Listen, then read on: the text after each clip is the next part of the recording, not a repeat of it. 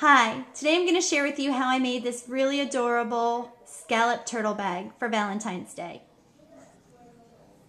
Okay, so to start, I am using the Sizzix Pro scallop bag die. If you've not gotten the Pro or haven't seen the dies, I recommend that you check it out because the quality and the size of the bags that you're getting are just unbelievable. I love using my Pro and its dies. What I like about this too is that it's already scored for you, so the score lines are already there. It's pretty self-explanatory. You just go in, fold everything on the score lines, and it will that quickly come together. There's a little tab here on the sides for the bags. Just fold those in. And then we're going to be applying some adhesive on there, and then they'll get attached to the side, and I'll show you that as we are putting the bag more together.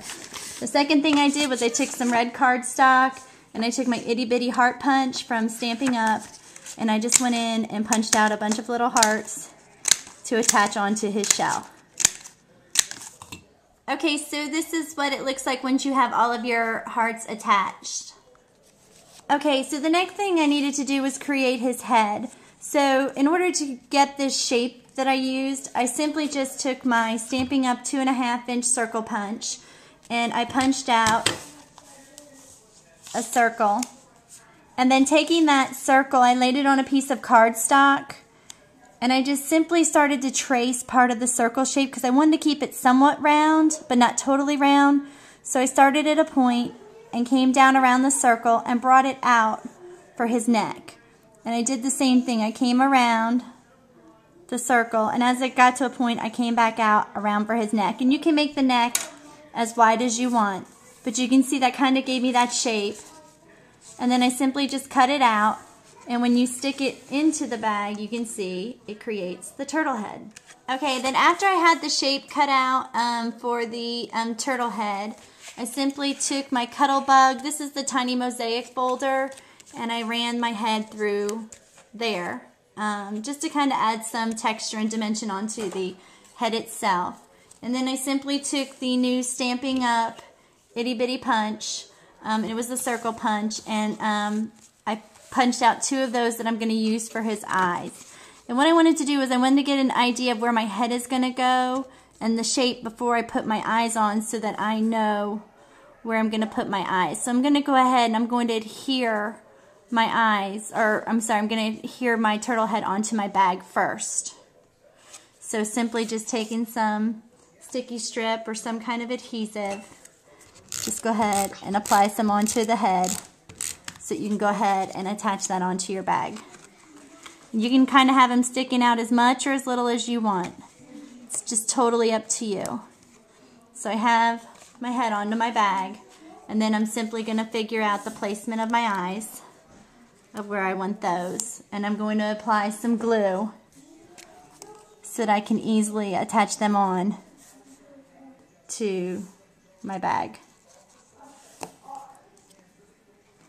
So my first eye, I think I want to go about there, and then my second eye I'm going to have go right next to him. I'm just going to hold those down for a second, and then they should stick. And how cute is that? There's my beginning of my Valentine's Day turtle. Okay, and then for his mouth, I did the same thing that I always do for the mouths. Rather than drawing them, I just simply take a piece of paper, I punch out the oval, and then I move the paper punch down just a little bit so I get just a tiny little sliver. And then that sliver I end up using as the mouth. And then you can just go ahead and like I said, you can trim that down to the size that you need. And just go ahead and then take your adhesive, put some adhesive on your strip, and just attach it on to your turtle.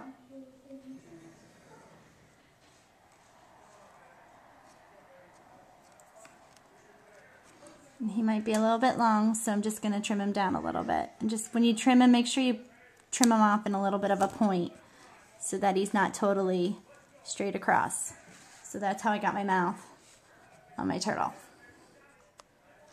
Okay, and for his tail, I'm simply going to take the same cardstock that I have and going from the corner of the cardstock, because I wanted to leave that fat point, I'm just going to kind of zigzag my paper a little bit, make it fat, but just kind of zigzag a piece out of there and cut it. And then I want to run that through the machine and just kind of give us like a little point that you can hang off the back of the bag. And again, just run that through your texture folder. And that way you could have, you know, a same matching piece on the back there for his tail. And then I simply just finished it off with a piece of ribbon on top. So this makes a really cute Valentine's Day gift for your kids to give to classmates or friends. Thanks for joining me today.